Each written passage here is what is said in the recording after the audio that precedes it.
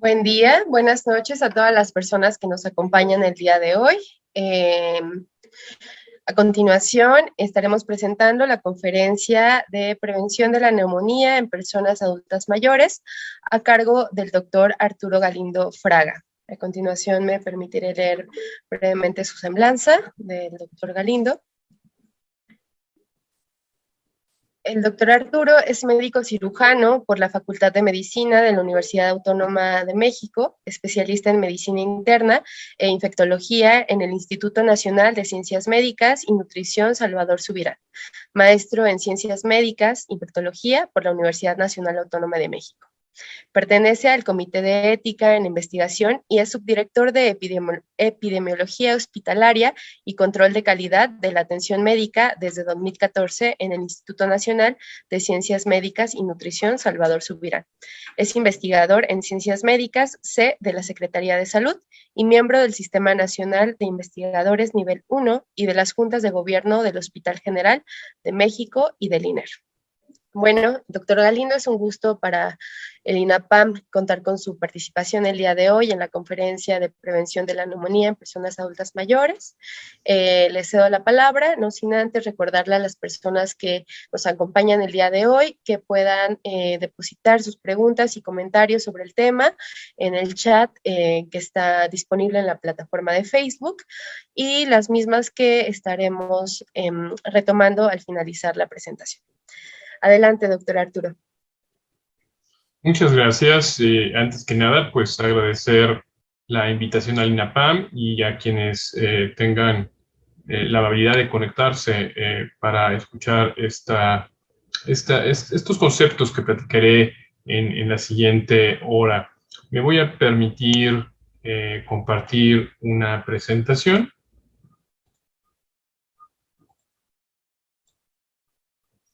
Y bueno, enfocaré la mayor parte de la charla a hablar acerca de la prevención de la neumonía en adultos mayores. Sin embargo, quise poner algunos conceptos también para hacer una introducción. Estos son mis conflictos de interés, ninguno en particular con los temas que voy a tratar el día de hoy. Dividí la charla en estos puntos. Hablaré un poco de la epidemiología de la neumonía y su etiología, porque esto nos va a dar base para entender cómo es que podemos prevenirla.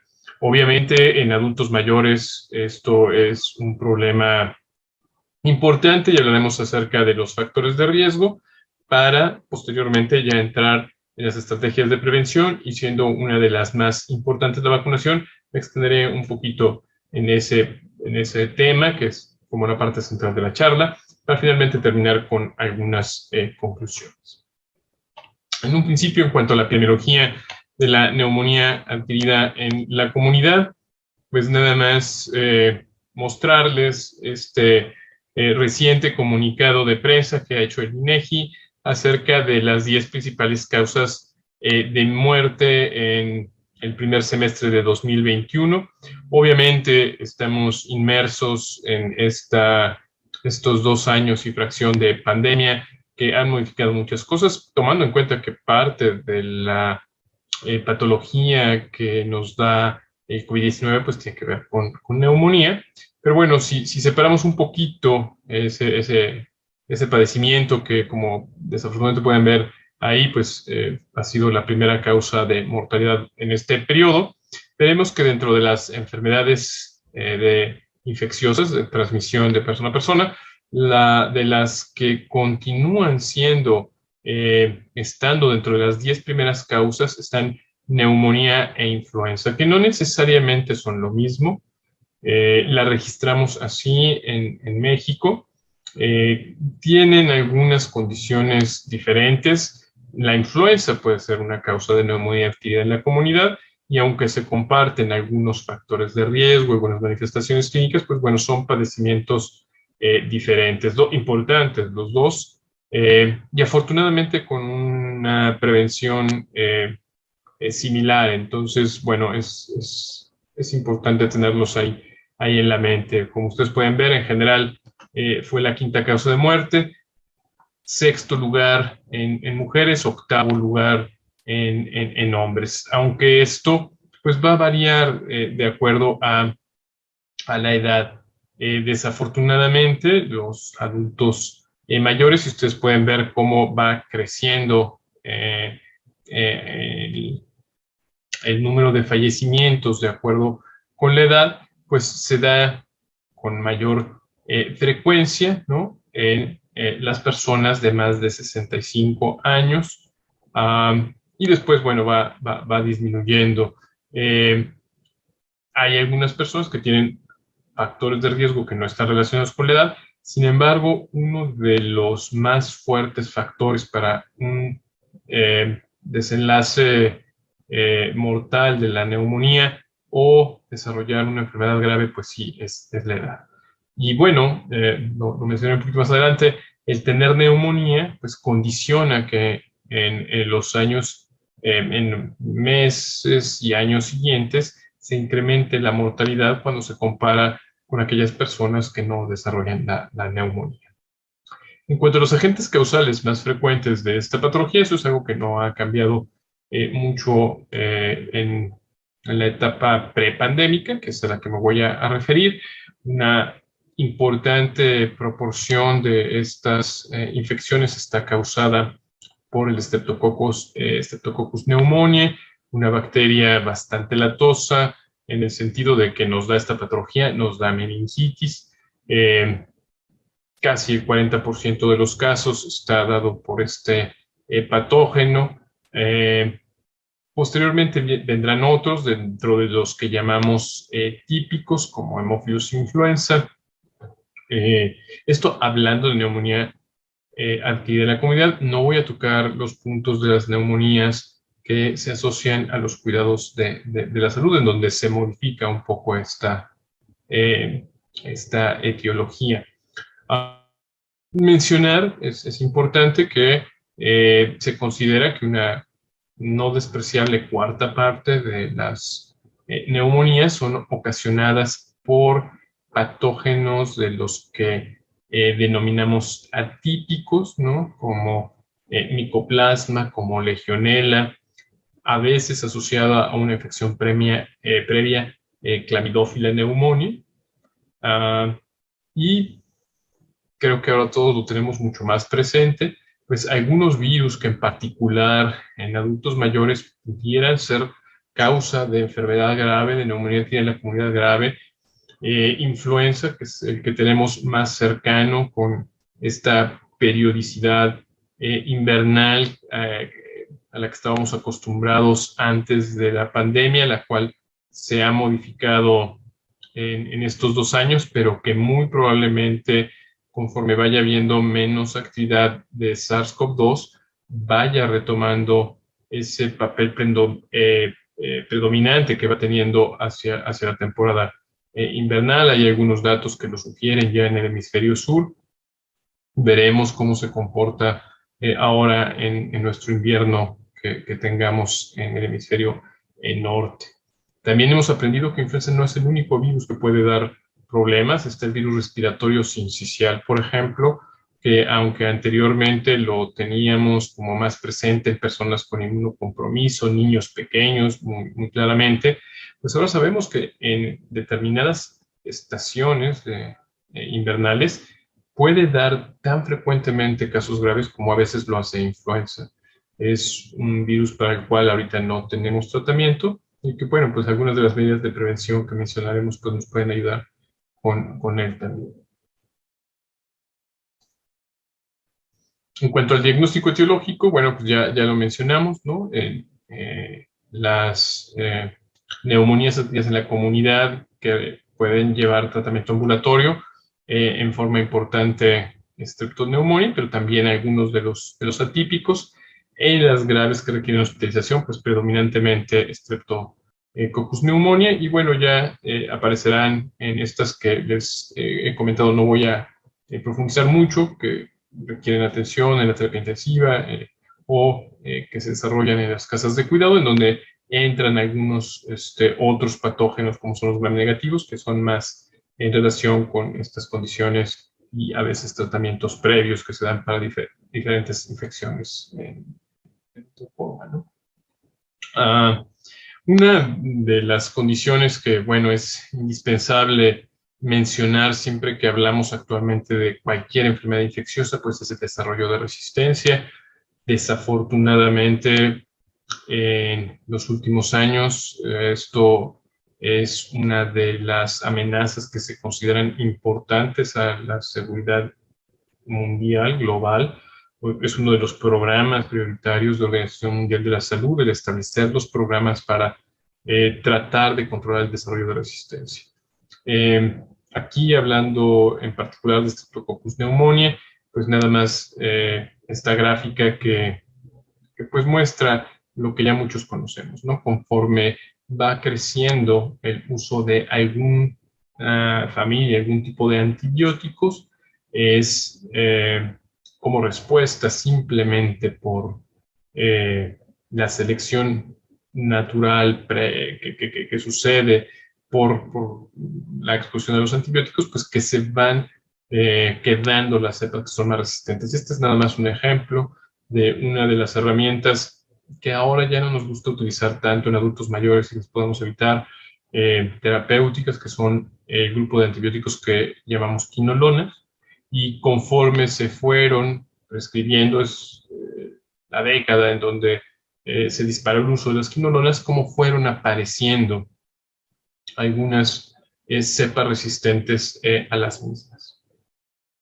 En nuestro país, nada más mencionarles, ¿no?, algo que ya conocemos desde hace varios años, que es esta resistencia a un antibiótico que durante décadas fue la base para la terapéutica de la neumonía, del neumococo, que fue la penicilina, y cómo ya en la comunidad tenemos una proporción de resistencia importante, resistencia alta, un poquito más del 3%, intermedia, que pues lo que nos habla la resistencia intermedia es que pues no podemos utilizar ese medicamento en forma empírica con seguridad. Hay esta regla pues, muy general, quizá no escrita, pero que todos conocemos en infectología, que nos dice que si hay más del 20% de resistencia en la comunidad para un fármaco, no es conveniente utilizarlo de forma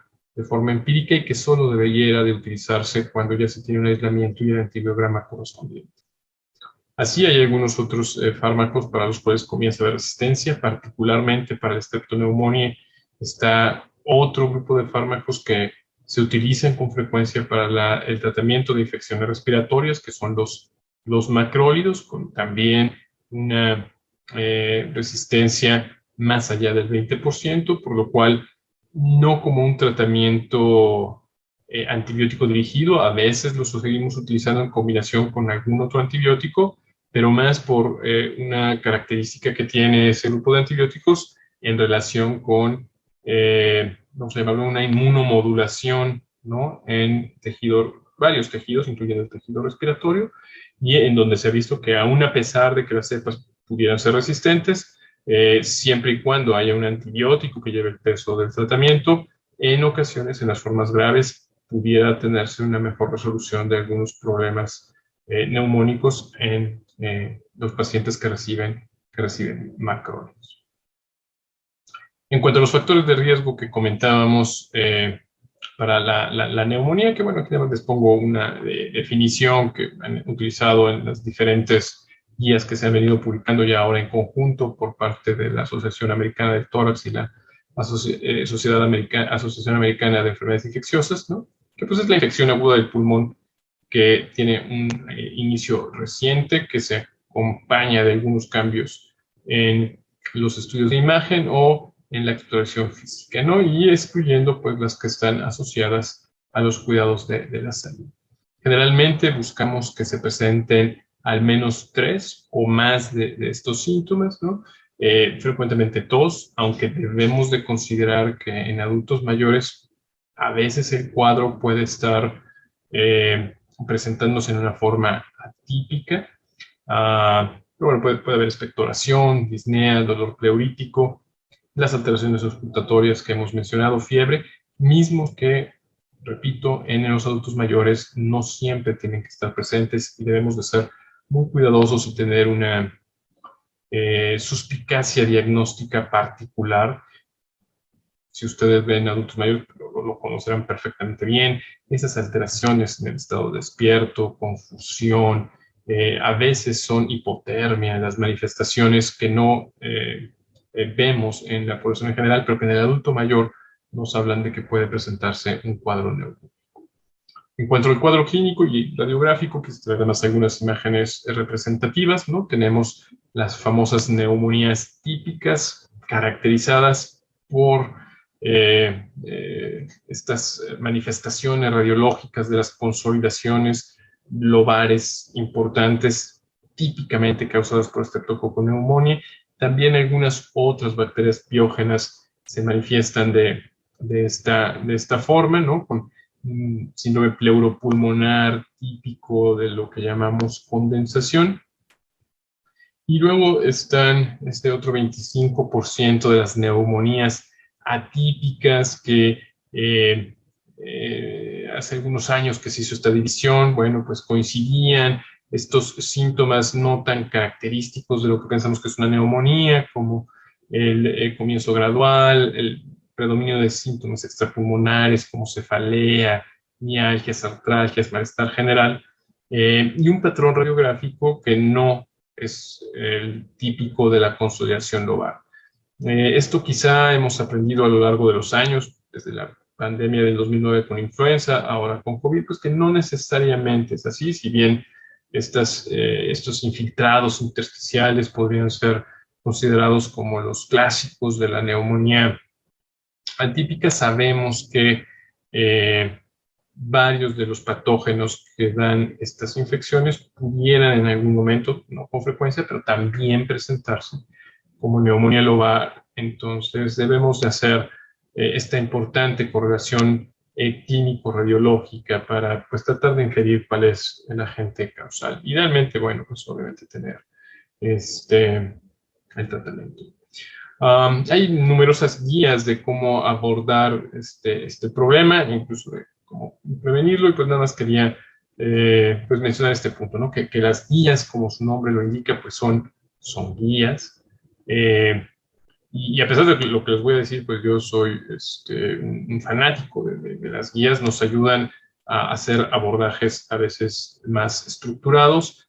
Se sabe que cuando hay mayor apego a las guías, en el mayor número de casos va a haber un mejor resultado, pero consideremos esto, de que son solo guías y que siempre en medicina tendremos esta variabilidad biológica en donde habrá algunos casos que no necesariamente se puedan incluir en estos protocolos de tratamiento y que uno tendrá que basarse en ese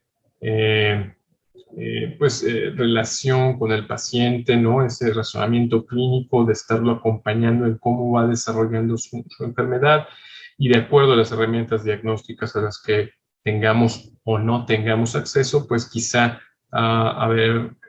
tener que hacer alguna modificación.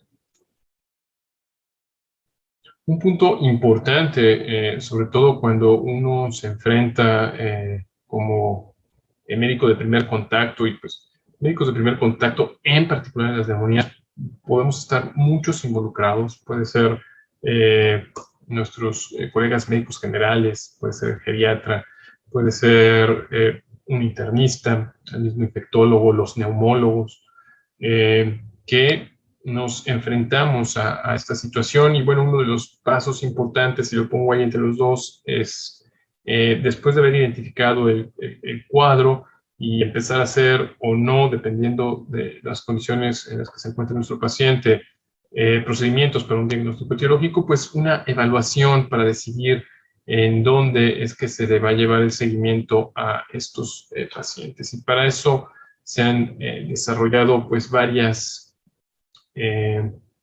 escalas, ¿no?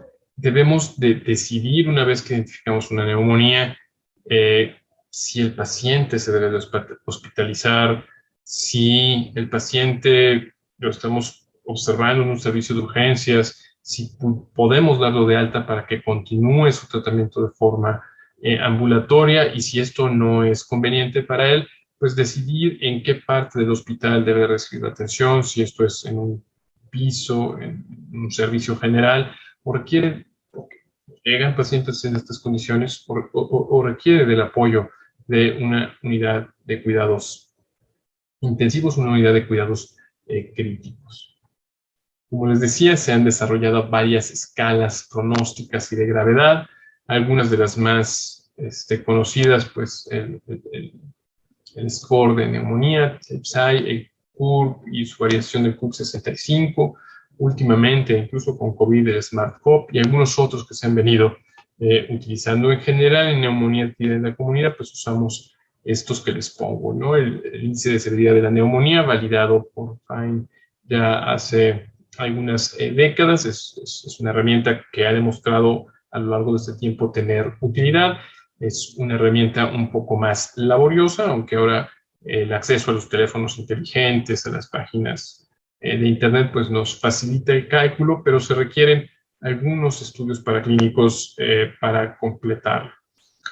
Simplemente, pues nada más repasándolo, nos basamos en algunos de los antecedentes que tienen nuestros pacientes, comorbilidades previas, como las que ustedes pueden ver ahí, de enfermedad cerebrovascular, falla renal, enfermedad hepática previa.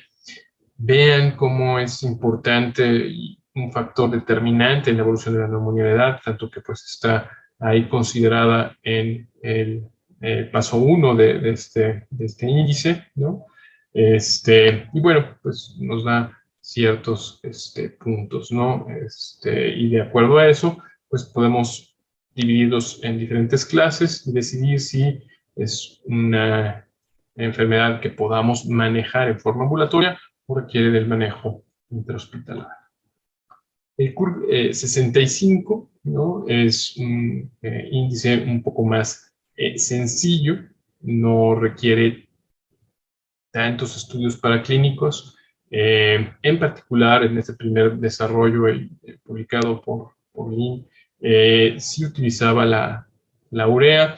En vías de simplificar esto, hay autores que han pues, propuesto no utilizar este paraclínico y nada más utilizar confusión, la frecuencia respiratoria, la tensión arterial y la edad, y parecería que la correlación es bastante buena. En este particular CURB 65, dependiendo del puntaje que lleguemos a tener, pues se podrá dar manejo ambulatorio, pensar en una hospitalización corta o dar un manejo ambulatorio con un seguimiento cercano, que es ese color amarillo que les coloco ahí, o decidir si el paciente con una neumonía grave requiere de tratamiento intrahospitalario. Hay muchos estudios que han tratado de comparar y definir cuál es la mejor escala para el abordaje, y la verdad es que a forma de resumen y mostrándoles algunas de las referencias que están publicadas, les puedo decir con estas curvitas ROC que comparan el CURB 65, el CURB, el PSI, que pues realmente si ustedes observan en cuanto a sensibilidad y especificidad, pues son muy, muy similares. Creo que la mejor escala es con la que uno esté más familiarizado, la escala que uno pueda completar de acuerdo a los estudios a los que pudiera uno tener acceso en ese momento, y basándose en ella, pues tomar las decisiones. Realmente son similares en cuanto a su desempeño. Últimamente ha tenido un boom el SMART-CoP. Es una buena escala, pero misma situación, parece que es similar las decisiones que uno puede tomar con alguna de las otras.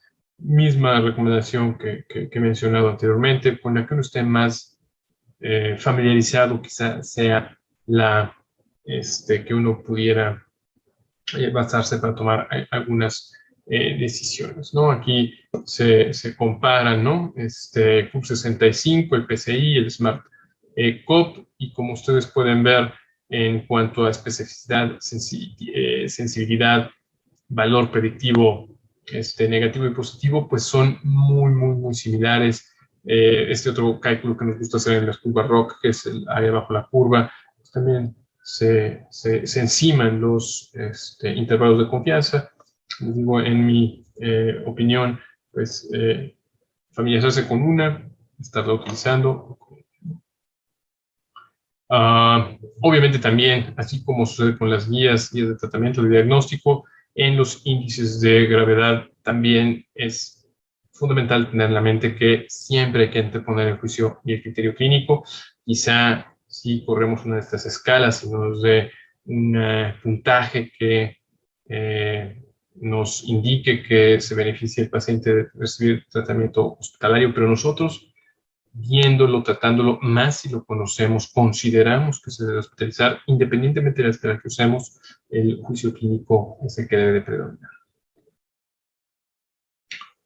En cuanto a algunos de los factores de riesgo, en particular, bueno, para algunos de los agentes causales, streptoneumonía como agente causal importante, pues bueno, mencionar esto que lleva la mano, que es la edad, en particular los mayores de 65 años, y a últimas fechas, aún dentro de este grupo de mayores de 65 años, varios estudios exploran y reportan una mayor mortalidad en los adultos mayores o los adultos mayores viejos, como sería una traducción muy literal de algunos estudios del inglés, llevan más esta carga, ¿no? Gram negativos, pues la residencia en asilos, exposición a ciertos antimicrobianos y, bueno, pseudomonas generalmente en el ámbito hospitalario, o el uso muy crónico de agentes antimicrobianos. ¿Cuál es el impacto que tienen algunas de las comorbilidades en el desarrollo de la neumonía? Pues ustedes pueden ver, ¿no? Las personas que tienen comorbilidades previas, pues tienen un mayor riesgo de desarrollar estas infecciones, ¿no? Quienes tienen enfermedades cardiovasculares, al menos 3 veces el riesgo, enfermedades respiratorias crónicas, tipo EPOC, etcétera, entre 2 y 4 veces. Las enfermedades neurológicas frecuentes en el grupo de adultos mayores, al menos 2 veces, falla renal, la diabetes, incrementa algo el riesgo de neumonía, y pues ya después hay algunos tratamientos inmunosupresores. ¿Por qué son más susceptibles los adultos mayores a la neumonía? Pues hay varios factores, y actualmente, con todo el desarrollo de la evaluación de la fragilidad, queda como uno de los mayores factores que favorecen el desarrollo de neumonía. Es claro que a mayor fragilidad habrá más frecuentemente neumonías y habrá más frecuentemente neumonías graves. Obviamente, el fenómeno de inmunosenescencia, estas alteraciones inmunológicas que se asocian al envejecimiento, pues favorecen el desarrollo de la neumonía. Obviamente, ya lo veíamos en la tabla anterior, las comorbilidades que se relacionan con la edad o que son más frecuentes en este grupo de edad, pues aumentan este riesgo. Una combinación de algunas de las anteriores es la situación postquirúrgica. En este grupo de edad a veces es frecuente encontrar cirugías, y el impacto que tienen los eventos quirúrgicos por la fragilidad, por la inmunosenescencia, pues se multiplican, y es uno de los factores importantes para el desarrollo de neumonías en este grupo de edad. En cuanto a mortalidad, hay algunos de estos factores que ya conocemos desde hace algún tiempo, ¿no? Las personas que tienen hipotermia, las personas que desafortunadamente están en cama, que no tienen buena movilidad, alteraciones en la deglución, quienes van desarrollando una insuficiencia respiratoria manifestada con un incremento en la frecuencia respiratoria, falla del riñón, enfermedad extensa, y obviamente otras condiciones de inmunosupresión como la falla renal, el uso de algunos medicamentos, y bueno, un desarrollo de formas graves medidas por el Apache, pues predicen mortalidad en este grupo. Con todo esto, ¿qué podemos hacer para prevenir la neumonía? Obviamente que la mejor estrategia para evitar mortalidad pues sería evitar que se presentara la enfermedad en nuestros pacientes adultos mayores. Y bueno, hay varias condiciones, desde las situaciones ambientales, ¿no? Obviamente la contaminación favorece un estado inflamatorio en vías respiratorias que favorece que a veces estas colonizaciones que tenemos en vías respiratorias altas por algunos de estos patógenos, incluyendo el neumococo, pues tengan una mayor facilidad para el desarrollo de neumonía, ¿no? El vivir en casas de cuidado, asilos, hace que pues, el ambiente no sea tan amable, un poco más parecido, sin llegar a ser como el ambiente hospitalario, y de ahí que pues en la medida de lo posible, si la persona tiene la suficiente independencia como para manejarse en casa o el apoyo, su red de apoyo familiar así lo permite, pues es mejor manejarse en casa que en estos áreas de cuidado, ¿no? Obviamente, dentro de los factores de riesgo que favorecen en particular neumonías, pues está el uso de tabaco y el consumo de alcohol, lo cual idealmente podría ajustarse, ¿no? de alguna forma. En cuanto a los medicamentos, hay varios que están directamente asociados con el favorecer el desarrollo de alguna de estas infecciones, ¿no? Obviamente el uso de esteroides o algunos otros fármacos inmunosupresores. Muy claramente los inhibidores de bomba de protones son un factor de riesgo importante para el desarrollo de neumonía, incluso por algunas bacterias no necesariamente relacionadas con vías respiratorias, ¿no? Algunos de los neurofármacos que pueden alterar el estado de despierto, la deglución. Asimismo, hay otros que pueden favorecer y funcionar como protectores o en el caso de desarrollar la enfermedad, favorecer una mejor evolución, ¿no? Las estatinas, por varias razones, algunas de las cuales se están estudiando en estos últimos años, para muchos de los estados inflamatorios, incluyendo los derivados de las infecciones, dan ciertas ventajas, ¿no? Los bloqueadores de la enzima convertidora de angiotensina o del receptor de angiotensina se han asociado a una disminución en el riesgo de neumonía en algunos pacientes, así es que si es posible y se requiere el tratamiento para el cual están indicados, pues quizá se podría favorecer este tipo de fármacos sobre otros que no han tenido no se ha visto este efecto. Amantadina, ¿no? En algún grupo de pacientes también se ha asociado a una disminución del riesgo de neumonía. Creo que un punto muy importante, fundamental, es el cuidado bucal. Es claro que una de las condiciones que favorece el desarrollo de neumonía son las alteraciones, ya sea funcionales, estructurales, en cavidad bucal, ¿no?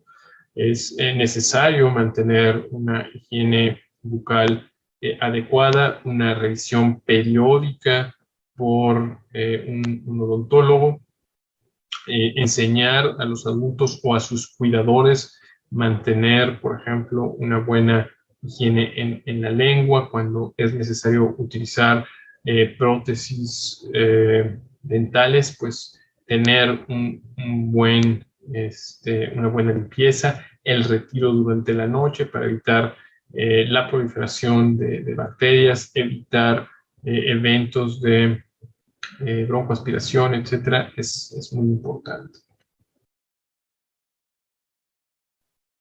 Dentro de las medidas preventivas más importantes, bueno, pues están mantener o disminuir todas las condiciones que llevan a un incremento en la fragilidad, fisioterapia en forma importante, mantener un buen estado de nutrición.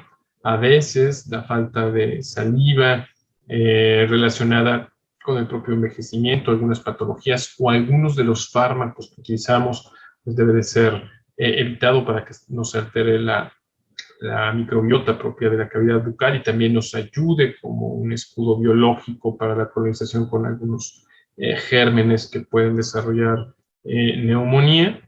Y en relación con la edad, la inmunosenescencia, pues surge el uso de una herramienta importante que es la vacunación. Vacunación contra los agentes causales frecuentes. Digo, ya mencioné cuando hablábamos de los reportes de prensa de INEGI que nosotros registramos en el país puntos influenza y neumonía. Vacunación de influenza es una de las prácticas fundamentales para una mejor salud en el adulto mayor, una vacuna que se aplica estacionalmente, no necesariamente anualmente basados en calendarios, sino cuando esté disponible previo al inicio de la temporada de influenza. Es el mejor momento en que se debe de aplicar. Afortunadamente en nuestro país, bueno, se ha considerado, ¿no?, a los adultos mayores, se ha ido modificando la edad en la cual se aplica o se considera que está dentro de los grupos de riesgo y se tiene considerada la vacunación contra influenza para este grupo. En nuestra cartilla de salud del adulto mayor están consideradas, les digo, varias vacunas. Una de ellas es la influenza estacional de aplicación anual y la otra es la vacunación contra neumococo, en particular contra neumococo polisacárida. Y de aquí sí voy a hacer algunas precisiones porque ha habido algunos cambios en las recomendaciones de algunas asociaciones internacionales, incluso a nivel nacional, si bien no se ha visto reflejado en la cartilla, pero ya hay algunas recomendaciones, a veces por disponibilidad, a veces por otras razones, sobre las vacunas de neumococo en los adultos mayores. Estas son las recomendaciones que tiene el Comité de Apoyo que tiene los Centros de Control de Enfermedades, ¿no?, que se conoce como ACIP, que anualmente va actualizando las recomendaciones de vacunación en toda la población. Es dividido, ¿no?, por grupos de edad, por comorbilidades, etc. Este es el esquema por grupos de edad y como ustedes pueden ver en mayores de 65 años, ya lo mencionábamos, la vacunación contra influenza con vacunas de virus inactivados, que es la vacuna que tenemos disponible en nuestro país, es la que está recomendada. En forma importante, la vacunación contra zóster, que no tiene mucho que ver ahorita con las neumonías, pero que debemos de considerarla si es que se tiene o se puede tener el recurso para ello. Recordemos que la vacuna que tenemos disponible en nuestro país es de virus atenuados y por eso no se puede utilizar en todas las personas. Hay que hacer una evaluación acerca del estado inmunológico y de los fármacos que estén tomando los adultos mayores, y es solo una dosis, a diferencia de la que se utiliza actualmente en Estados Unidos de virus inactivados, que son 2 dosis. Y donde me voy a extender más es por esto que mencionaba de los cambios recientes, no solo a nivel internacional, sino también aquí en el país por disponibilidad, que tiene que ver con las vacunas de neumococo que tenemos disponibles. Hay 2 formas de la vacuna de neumococo actualmente disponible en nuestro país, más o menos disponibles dependiendo de las instituciones o en el mercado privado. Tenemos una vacuna de 23 serotipos que llamamos polisacárida y una vacuna de 13 serotipos que es conjugada. Es claro que la vacunación de neumococo nos ha ayudado a controlar esta infección. Importante, ¿no?, aunque no es exactamente el grupo de edad, pero el impacto que tiene en este grupo de edad, completar en forma adecuada la vacunación en los niños, ha hecho que Estados Unidos, por ejemplo, actualmente sea el primer país en donde el neumococo no es la primera causa de neumonía en adultos mayores. Y tiene mucho que ver con una muy estricta aplicación de vacuna en los pequeños, complementado con la vacunación en los adultos mayores. Esta vacuna pues es efectiva, estas vacunas son efectivas en los niños y también en los adultos mayores cuando se hacen diferentes mediciones. Este es un estudio que ya tiene algo de tiempo. Traeré algunos estudios más recientes, pero bueno, en un principio las vacunas de neumococo son efectivas tanto en los niños como en los adultos y en los adultos mayores. En este particular, aunque ya tiene algunos años, nada más lo quise dejar por esa última columna en donde ustedes ven que incluso el uso combinado de vacuna de influenza con neumococo todavía ofrece una mayor protección para el desarrollo de neumonía por neumococo, no solo por influenza, sino por neumococo. Recordemos que el padecer influenza deja un estado inflamatorio en vías respiratorias que favorece que posteriormente estos cuadros con mayor facilidad se desarrollen algunas infecciones bacterianas. Neumococo siendo uno de los agentes, por sus características, ser encapsulado, etcétera, que se observan con mayor frecuencia como complicaciones posteriores a influenza. Entonces, con más razón, el uso combinado de estas dos vacunas les da mayores ventajas a los adultos mayores. Ha habido mucha discusión sobre la eficacia de las vacunas contra neumococo en el grupo de adultos mayores. Sabemos que en adultos va disminuyendo la protección conforme va pasando el tiempo, en particular con la vacuna polisacárida. Durante varias décadas se había recomendado la revacunación cada 5 años con este biológico. No es la recomendación actual, ahorita lo vamos a ver. Incluso se ha descrito algún fenómeno de inmunotolerancia con la exposición frecuente, ¿no? Cada 5 años a esta vacuna, y sobre todo pues un incremento importante en, si bien no efectos secundarios graves de la vacuna, sí de los efectos locales de la misma, conforme más se habían ido exponiendo las personas a este tipo de vacunas, por lo cual ya esta recomendación de cada 5 años no es la que actualmente se tiene. En cuanto a la vacuna conjugada de 13 valencias,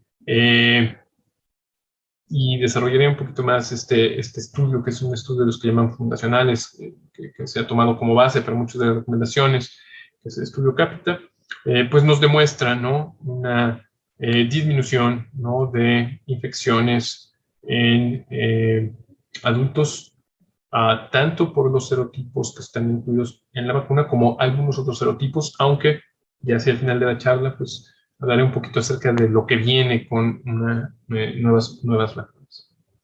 ¿Cuál es la diferencia entre una y otra? Bueno, las vacunas conjugadas tienen estos antígenos, ¿no? Sabemos que son los antígenos capsulares del neumococo, que son azúcares, que son polisacáridos, pero sabemos que los polisacáridos no son unos buenos inductores de la respuesta inmune. ¿Qué es lo que hacen las vacunas conjugadas? Bueno, pues agregar una proteína, ¿no?, que favorece la respuesta inmunológica, la hace más potente en cuanto a la capacidad de producción de anticuerpos, y una medición que actualmente se hace en particular con estas bacterias encapsuladas, neumococo específicamente, que es la capacidad de opsonización que pueda desarrollarse posterior a la aplicación de una vacuna. Entonces, las vacunas conjugadas favorecen esa respuesta inmune, la hacen más potente.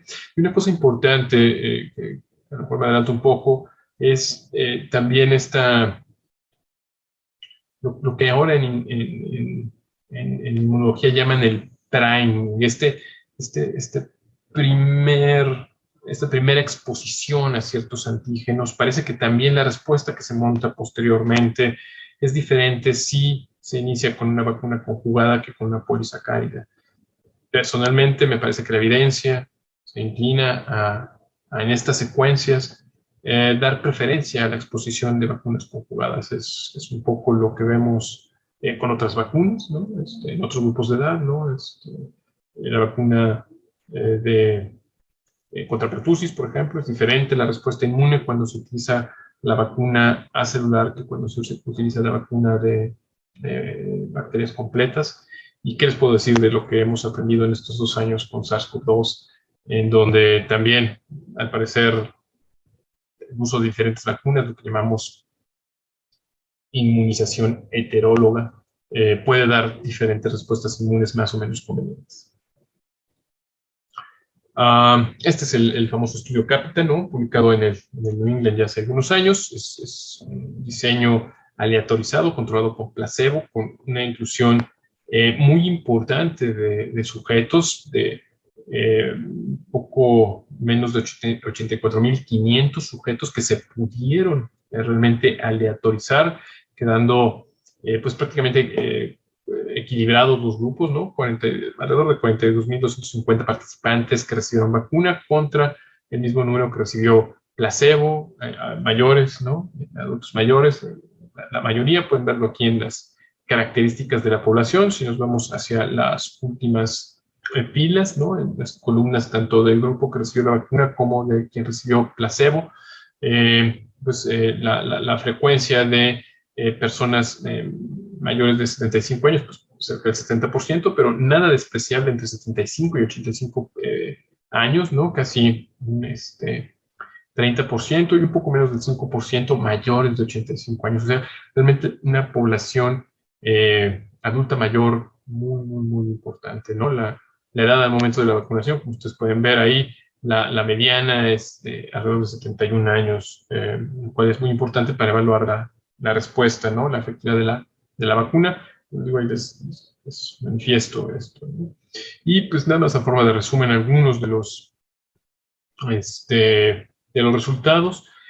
Pueden ver ahí estas famosas curvitas de supervivencia, ¿no?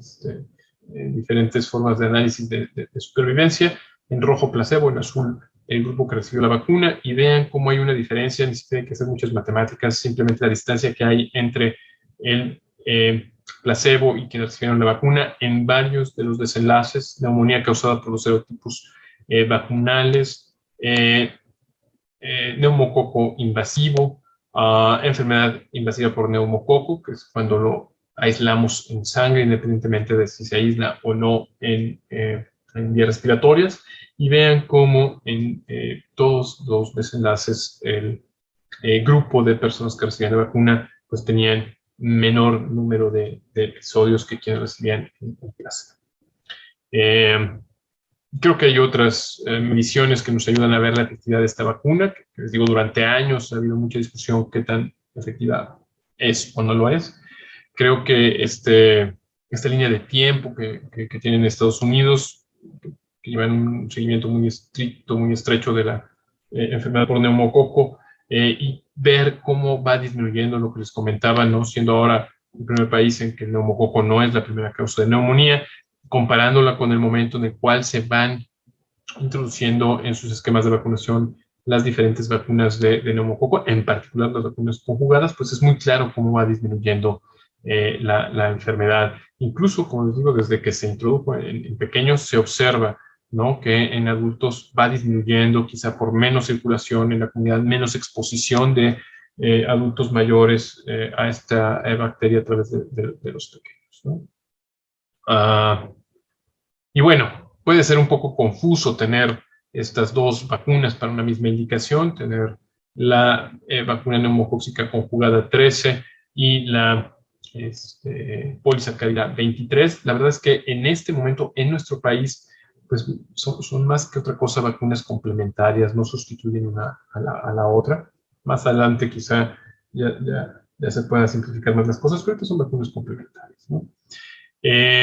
Como les decía, pues hay cierta información acerca del plan inmunológico. Esto llevó a que en 2017 un grupo de expertos que se reunió publicara esto que es el primer consenso mexicano de vacunación en los adultos, y en particular para las vacunas de neumococo. Estas son las recomendaciones que hacen, ¿no? En las personas de más de 60 años que no han estado expuestas a vacuna por el neumococo, idealmente iniciar con la vacuna conjugada y posteriormente complementar con la vacuna polisacárida. Si no tienen algunas condiciones particulares de salud, la vacunación se da al año de haberse aplicado la vacuna.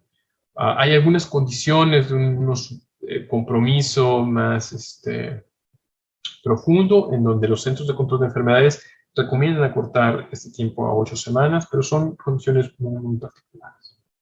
Obviamente que ya tendremos para este momento algunas personas mayores de 60 que se hayan expuesto previamente a la vacuna de neumococo, a la polisacárida. Bueno, pues entonces lo ideal es complementarle, pasando un año después, con la vacuna conjugada, ¿no? Si antes, por alguna razón, de inmunocompromiso, etcétera, recibieron vacunas contra el neumococo polisacáridas, bueno, pues igual que en los medios de 60, complementar al año con una vacuna conjugada, y a los 5 años, si han pasado más de 5 años después de haber cumplido los 60, pues aplicar una nueva dosis de vacuna polisacárida y nada más. Parecido un poco a lo que hacemos con la persona que está con inmunosupresión. Como les decía, en personas con muy marcado inmunocompromiso, a lo mejor se puede acortar este año, que se recomienda en general, para que sean 8 semanas en esas condiciones de un inmunocompromiso importante. ¿Qué es lo que recomendaba Estados Unidos hasta antes de este año? Pues, en resumen, un poco lo mismo que está en el consenso, ¿no? Ellos la aplican a partir de los 65 años, si no se ha expuesto la persona a este biológico, iniciar con vacuna conjugada, al año la polisacárida. Si ya se había puesto la polisacárida, bueno, complementar con la conjugada. Y bueno, esto pues lo pueden ver con el consenso, ¿no? ¿Qué ha cambiado en estos últimos meses, ¿no? En Estados Unidos, bueno, antes de eso, bueno, ¿en quién se recomienda acortar el tiempo de aplicación del año a solo 2 meses, ¿no? Algunas de las condiciones que ustedes pueden ver ahí, pues son frecuentes en los adultos mayores, ¿no? Son realmente condiciones de inmunocompromiso importante, como la asplenia, ya sea funcional o anatómica, alcoholismo, tabaquismo importantes, enfermedad cardíaca, insuficiencia cardíaca crónica, trasplantes, neoplasias hematológicas, ¿no? Hay uso de algunos inmunosupresores profundos, esteroides, etc. ¿Qué ha cambiado en los últimos años en las recomendaciones que hace así Estados Unidos? Pues ya no están recomendando, ¿no? El uso de una vacuna polisacárida repetida, ¿no? Ellos recomiendan, si se tiene disponible, sustituir la neumocóxica conjugada de 13 por una de 15 valencias, ¿no?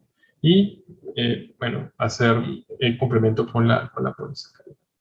Esto, como digo, ha sido tan complicado que los Centros de Control de Enfermedades tienen una página en internet en donde uno puede, dependiendo de las características de su paciente, ¿no?, irlas metiendo y se tiene la recomendación. No es aplicable directamente a nosotros aquí en México, pero lo que les puedo decir es que yo lo he utilizado, y cuando nos recomienda la conjugada, pues utilizamos la conjugada que tenemos aquí en México, ¿no? Y la secuencia que nos puede recomendar, la verdad es que me ha sido bastante práctica. Aunque reconozcamos que no en todos los países se tienen las mismas recomendaciones, ¿no? Por ejemplo, este es lo que recomienda España, ¿no? En donde pues la recomienda en niños y en mayores de 65 años, ¿no? Y nada más para ir cerrando, pues, ¿qué es lo que viene a futuro? Y les traje un par de artículos, ¿no? Vienen vacunas con más serotipos. Viene una vacuna con 20 serotipos dentro de las vacunas conjugadas. Es la que actualmente se está recomendando en Estados Unidos, lo cual ha simplificado mucho escoger o no con cuál iniciar y cómo complementar. Realmente, pues ya teniendo más serotipos incluidos, pues la recomendación que están haciendo la CI, pues es utilizar esta como la única vacuna. No se recomienda la dosis, se recomienda más una dosis, tiene algunas ventajas. Y bueno, pues parece que es una vacuna igualmente buena, igualmente inmunogénica, ¿no? Nada más este pequeño estudio, ¿no? En donde se comparó con 13 valente, ¿no? Y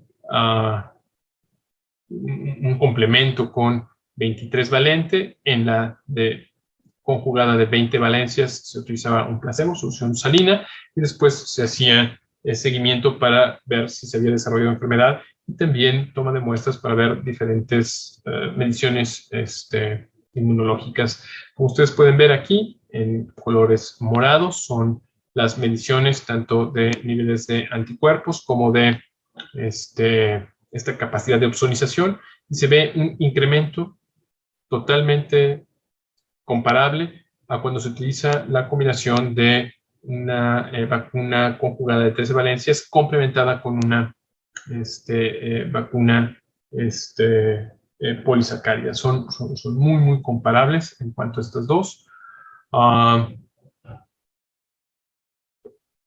Cada vez también más información acerca de la eficiencia de las vacunas conjugadas. Esta es una publicación reciente de este grupo, que es el Kaiser Permanente, en particular del norte de California, en donde hacen un seguimiento de una corte muy, muy grande, ¿no? De cerca de medio millón de personas, ¿no? A lo largo del tiempo, y van viendo si desarrollan o no enfermedad neumocóxica invasiva. Como ustedes pueden ver, comparan a las personas que tuvieron vacunación contra las que no tuvieron vacunación, en particular enfocándose en los adultos mayores de 65 años, y lo que encuentran pues es una disminución en tanto la hospitalización a un evento como eventos repetidos, ¿no? Esto los lleva a concluir, ¿no? Bueno, que la vacunación directa, además,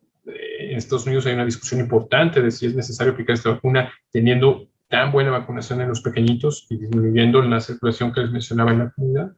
Pues ellos concluyen que la vacunación directa en los adultos mayores se asocia con una reducción importante de neumonía por cualquier causa y de las hospitalizaciones por infecciones respiratorias, ¿no? Y esto, bueno, se ha asociado también a una menor frecuencia de exacerbaciones de patologías crónicas como falla cardíaca, como EPOC, en estos pacientes, eventos vasculares cerebrales, un poco como sucede con influenza. Y ya para terminar, ya mencioné un poco influenza, ya mencioné neumococo, y bueno, pues lo que estamos viviendo ahorita, ¿no? Que es SARS-CoV-2, qué tan necesaria es la cuarta dosis, que es algo que se preguntan muchos de los pacientes, nos preguntamos nosotros mismos como trabajadores de la salud, en donde queda más claro que hay un beneficio de aplicar una cuarta dosis de vacuna contra SARS-CoV-2, es precisamente en mayores de 60 años, ¿no? El estudio publicado hasta el momento que tiene la evidencia más sólida, pues es lo que ha sucedido en Israel, ¿no? En donde se aplicó una vacuna 4 meses posterior a una dosis anterior. Lograron hacer un estudio de casos y controles pareados, estudiando un número no despreciable de pares, ¿no? Un poco menos de 180, poco más, perdón, de 180,000 pares, ¿no? Y se encontró que la efectividad en enfermedad sintomática disminuyó en un 55%, aunque esto con un periodo corto de protección. Me parece que lo más importante es lo que sucede con la hospitalización, la enfermedad grave y la muerte, que esto sí se mantiene a lo largo del tiempo, con una disminución del 68% en hospitalizaciones, lo mismo en enfermedad grave, y un casi 75% de disminución en muerte, ¿no?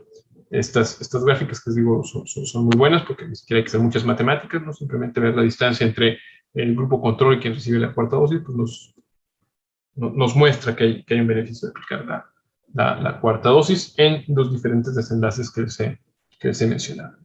A forma de conclusiones, bueno, la vacunación es una herramienta fundamental para una vida sana, más en adultos mayores. Debemos de considerar que es necesario reforzar la consejería.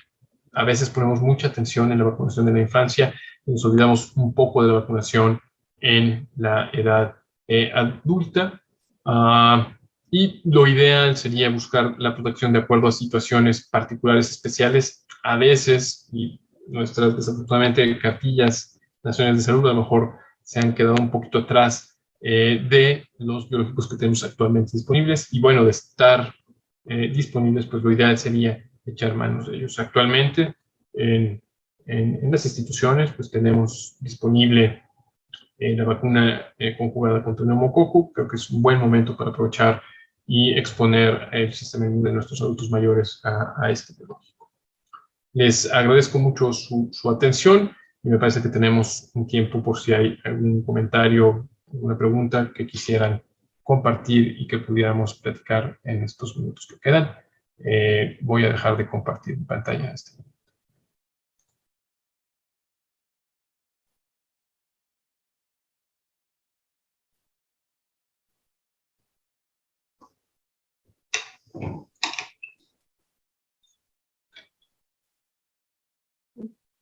Doctor Arturo, muchas gracias por su excelente ponencia. Me parece que fue sumamente puntual y concisa con cada uno de los puntos abordados en el tema. A continuación daré lectura de algunos comentarios que están disponibles en el chat. Primeramente, agradezco a todas las personas que se comentaron desde diferentes estados de la República, como Puebla, Hidalgo, también desde Calquín y Campeche. Nos están viendo también desde Teziutlán, Puebla, en el estado de Quintana Roo, Estado de México, específicamente en Coacalco, y bueno, en general agradecen la ponencia, y hay un comentario, pregunta de una persona que nos dice, un momento por favor, quien tuvo neumonía atípica y después COVID, ¿la afección que quedó puede mejorar luego? Entiendo que es una pregunta.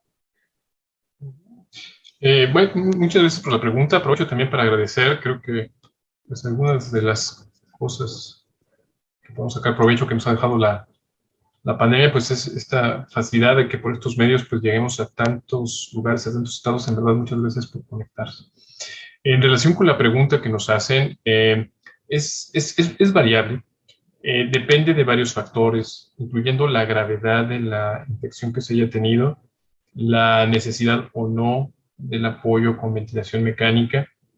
Generalmente las formas leves y moderadas, aunque tardan varias semanas, hay recuperación completa de la función respiratoria.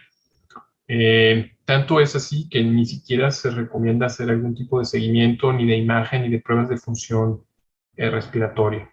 No así con las formas graves. En las formas graves sí puede haber secuelas.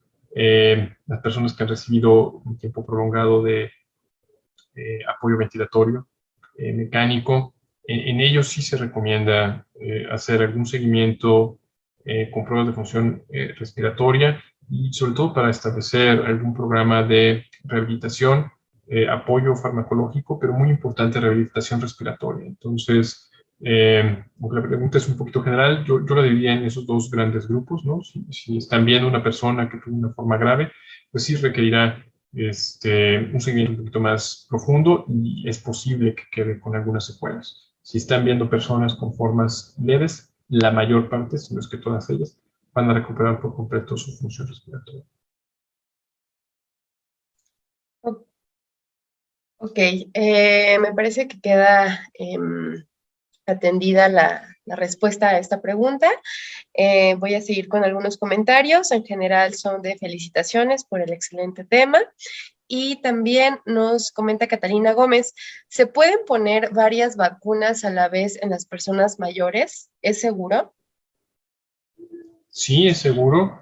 La mayor parte de las vacunas, si se aplican en conjuntos, se pueden hacer el mismo día, que sería lo ideal.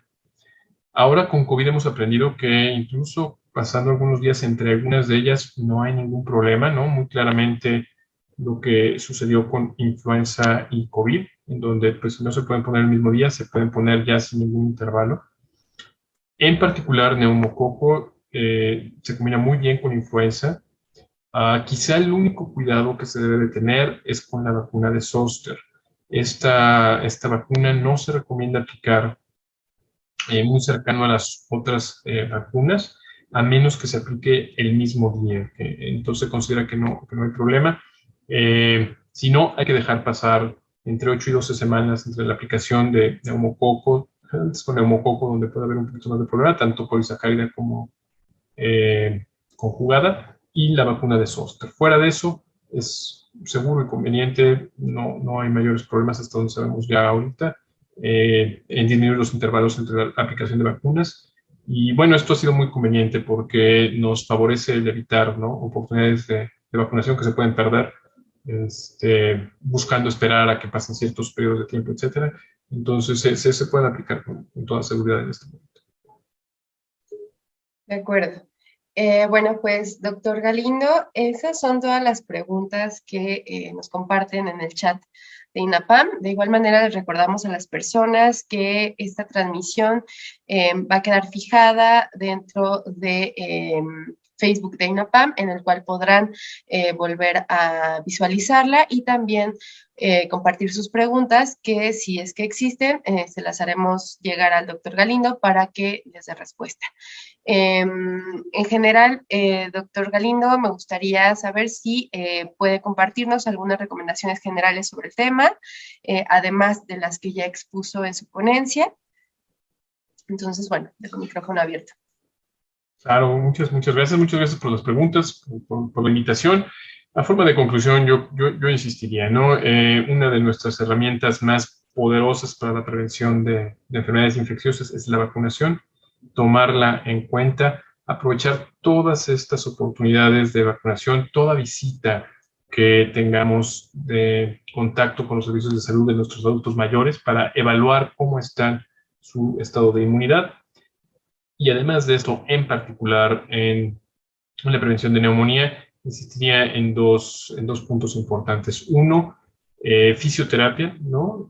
Para mejorar, disminuir, prevenir fragilidad, y lo que se corresponde al cuidado bucal. El cuidado bucal es fundamental para la prevención de neumonía. También aprovechar cada contacto que tengamos con nuestros adultos mayores para evaluar esta parte y referirlos en caso de que sea necesario con el especialista. Bueno, pues muchísimas gracias, doctor Galindo. Gracias por su disposición y por la información tan valiosa que nos compartió el día de hoy, que estoy segura que será de muchísima utilidad para el público que nos acompañó en esta noche. A todas las personas que se mantuvieron presentes a lo largo de la transmisión, les agradecemos en nombre del Departamento de Capacitación del INAPAM y les invitamos a que sigan al tanto de las siguientes conferencias que están programadas a lo largo de este año, y de las cuales se estará compartiendo la información en el Facebook de INAPAM. Doctor Galindo, de nuevo, muchísimas gracias por su participación y nos vemos pronto. Hasta luego. Muchas gracias. Bonita noche. Hasta luego.